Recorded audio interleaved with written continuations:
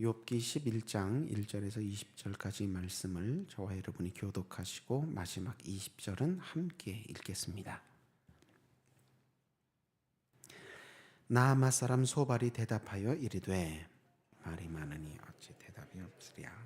말이 많은 사람이 어찌 의롭다함을 얻겠느냐. 내 자랑하는 말이 어떻게 사람으로 잠잠하게 하겠으며 네가 비웃으면 어찌 너를 부끄럽게 할 사람이 없겠느냐. 내 말에 의하면 내 돈은 정결하고 나는 주께서 보시기에 깨끗하다 하는구나. 하나님은 말씀을 내시며 너를 향하여 입을 여시고 지혜와 오묘함으로 내게 보이시기를 원하느니 이는 그의 지식이 광대하심이라. 하나님께서 너로 하여금 너의 죄를 잊게 하여 주셨음을 알라. 내가 하나님의 오묘함을 어찌 능히 측량하며 전능자를 어찌 능히 완전히 알겠느냐. 하늘보다 높으시니 내가 무엇을 하겠으며 수월보다 깊으시니 내가 어찌 알겠느냐. 그의 크심은 땅보다 길고 바다보다 넓으니라.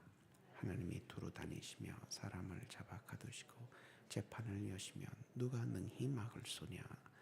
하나님은 허망한 사람을 아시나니 악한 일은 상관하지 않으시는 듯하나 다 보시느니라. 허망한 사람은 지각이 없나니 그의 출생함이 들나귀 새끼 같으니라. 만일 내가 마음을 바로 정하고 주를 향하여 손을 들 때에 죄악이 있거든 멀리 버리라. 불의가 내 장막에 있지 못하게 하라. 그리하면 내가 반드시 흠없는 얼굴을 들게 되고 굳게 서서 두려움이 없으리니 곧 내 환난을 잊을 것이라. 내가 기억할지라도 물이 흘러감 같을 것이며 내 생명의 날이 대낮보다 밝으리니 어두움이 있다 할지라도 아침과 같이 될 것이요. 내가 희망이 있으므로 안전할 것이며 두루 살펴보고 평안히 쉬리라. 내가 누워도 두렵게 할 자가 없겠고 많은 사람이 내게 은혜를 구하리라. 그러나 악한 자들은 눈이 어두워서 도망할 곳을 찾지 못하리니 그들의 희망은 숨을 거두는 것이니라. 아멘. 오늘 본문은 욥의 세 번째 친구 소발이라는 사람이 하나님의 지혜의 오묘함과 광대함을 근거로 욥은 자기가 지은 죄 때문에 하나님께 심판받아 고난당하는 거라고 논박하는 내용입니다.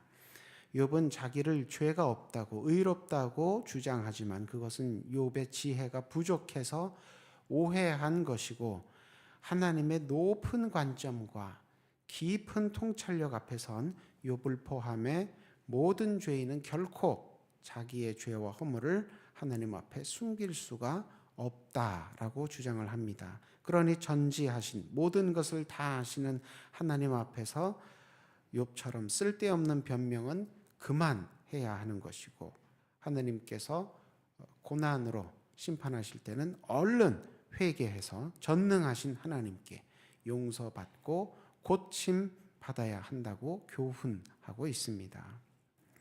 이 세 번째 친구 소발의 말을 가만히 듣다 보면 이 말씀은 맞는 말 같구나. 욥이 정말 지혜가 하나님보다는 많이 부족할 텐데 하나님 앞에서 자기가 무죄하다고 하나님의 지혜보다 자기의 지혜가 더 크다고 하나님보다 자기가 더 잘 사정을 알고 인생을 살펴서 사람을 평가한다고 욥이 정말 그렇게 오해하고 있기 때문에 소발의 말이 욥에게 좋은 충고가 되는 것 아닌가 이런 생각이 듭니다. 소발의 이 말이 욥에게 들려준 이 말이 정말 옳은 말입니까? 하나님은 전지전능하시니 모르시는 죄도 없고 용서하지 못하실 고치지 못하실 죄도 없다. 이 말 자체는 옳습니다. 소발의 말 자체는 그 내용이 옳습니다. 그러나 그 옳은 말씀을 적용하는 대상이 잘못되었고 적용하는 방법이 잘못되었습니다. 소발의 말은 마치 좋은 식칼과 같습니다. 요리할 때 쓰는, 주방에서 훌륭한 요리사들이 잘 쓰면 아주 좋을 그런 좋은 식칼과 같습니다. 그런데 지금 소발은 그 식칼을 들고 요리를 하는 주방이 아니라 사람을 고쳐야 하는 수술실로 들어간 것과 같습니다. 식칼이 아무리 좋아도 요리칼인데 그것으로 사람을 수술할 수가 있겠습니까? 식칼 자체의 문제가 아니라 그 쓰임새가 문제가 있다. 그 말씀입니다. 하나님의 전지전능하심을 믿는다는 이 소발의 신앙 고백, 특히 하나님께는 아무리 은밀한 죄라도, 아무리 작은 죄라도 숨길 수가 없고, 또 내 죄 때문이든 남의 죄 때문이든 아무리 큰 상처, 큰 피해를 입었다 할지라도 하나님께는 더 큰 치유의 은혜, 회복의 은혜가 있으니 그런 상처와 피해가 다 고쳐질 것이다. 하나님이 그런 죄의 모든 나쁜 악한 영향력들을 다 회복시켜 줄 것이다. 전지전능하시니까 모르시는 죄도 없고 고치지 못하실, 용서하지 못하실 죄도 없다. 이런 신앙 고백은 정말 옳은, 정말 귀한 신앙 고백입니다. 곡조가 붙어 있지 않아서 그렇지 정말 한편의 아름다운 찬양과 같은 신앙 고백입니다. 그러나 죄 없이 고난당하는 욥의 귀에는 마치 외국어처럼 통 받아들여지지 않는 신앙 고백입니다. 그 내용이 틀려서가 아니라 욥은 지금 자기가 처해 있는 형편, 죄 없이 고난당하고 있다는 이 형편과 소발의 신앙 고백이 너무 동떨어져 있기 때문에, 그래서 욥은 소발의 이 신앙 고백에 아멘으로 화답할 수가 없는 것입니다. 하나님 앞에 숨길 수 있는 죄는 없다. 맞는 말이죠. 하나님께서 고칠 수 없는 죄도 없다. 맞는 말이죠. 그런데 나는 그 죄 때문에 고난당하는 게 아닌데 소발이 왜 나에게 저런 얘기를 할까? 이해가 안 되는 것입니다. 욥은 죄를 지은 적 없이 고난당하고 있기 때문에 하나님이 자기 사정을 정말 알고 계신지, 하나님이 정말 전지전능하신지 깊이 의심하게 됐습니다. 욥에게는 하나님이 전지전능하시다는 그런 기본적인 설명이 필요한 것이 아니라 자기가 지금 겪고 있는 이 부조리한 현실, 이 부당한 고난에 해당이 되는 특별한 설명이 필요했습니다. 기본적인 설명이 아니라 특별한 상황에 필요한 특별한 설명이 필요했다는 것입니다. 모든 상황에 다 일반적으로 적용될 수 있는 그런 설명이 아니라 자기와 같이 특별한 경우에 어려움을 겪고 있는 사람을 위한 특별한 설명이 필요했습니다. 그러나 소발은 욥에 대해 관심이 없었습니다. 소발은 자기가 깨달은 진리, 하나님은 전지전능하시다라는 그 진리에만 관심이 있었습니다. 그래서 자기는 은혜롭게 신앙 고백을 하고 자기는 은혜롭게 신앙생활을 하는 것으로 거기에만 만족을 하고 있었던 것입니다. 소발은 욥의 호소를 진지하게 들어볼 생각이 없습니다. 소발이여, 친구여, 나는 그대의 말이 틀렸다는 게 아니라 나에게 해당되지 않는다는 것일세. 나는 지금 죄 없이 고난을 당하고 있는 중이란 말이네. 호소를 했지만 소발은 그 욥의 얘기를 진지하게 듣지 않았습니다. 그래서 자기의 생각을 욥에게 교훈한 그 내용을 수정하거나 보충하거나 확장하거나 심화하는 그런 복잡하고 고단한 수고를 기울이는 대신 피해자인 욥을 고난을 자초한 죄인으로 몰아서 문제를 해결하려는, 문제를 덮어버리려는 손쉬운 선택을 한 것입니다. 오늘날 우리도 신앙생활을 하다가 납득하기 어려운 고난에 부딪힐 때가 있습니다. 부지 중에 지은 죄 때문에, 내가 알지 못하고 지은, 깨닫지 못하고 지은 내 죄 때문에 하나님께 벌을 받는 것일 수도 있지요. 그러나 내가 정말 죄를 짓진 않았지만, 오히려 내가 의롭지만 의롭기 때문에 사탄에게 공격받는 것일 수도 있습니다.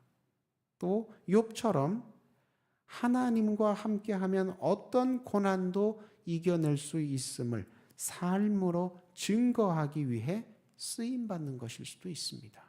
그러니까 고난이 꼭 죄 때문이라는 것은 아니라는 것이죠.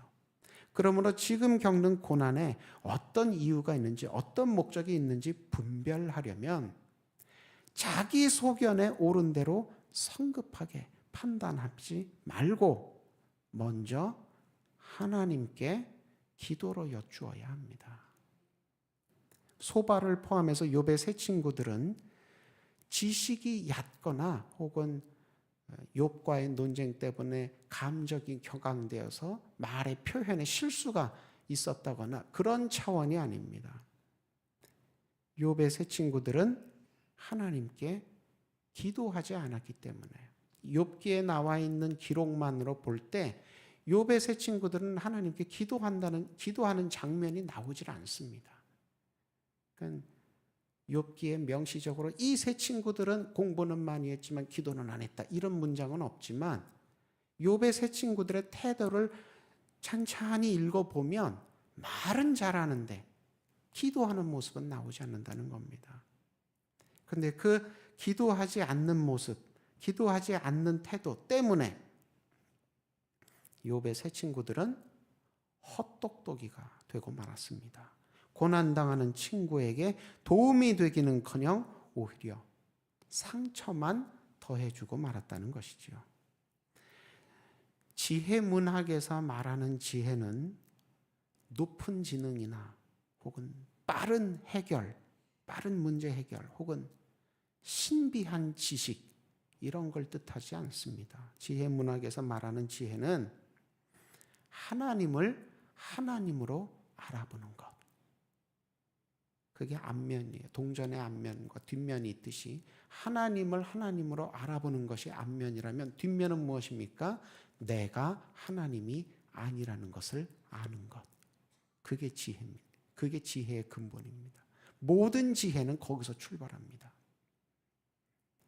이 기준에서 볼 때 하나님만큼 아는 척하는 소발, 그가 어리석은 자입니다. 오히려 모르겠으니 알려달라고 부르짖는 욥, 그가 지혜로운 자입니다.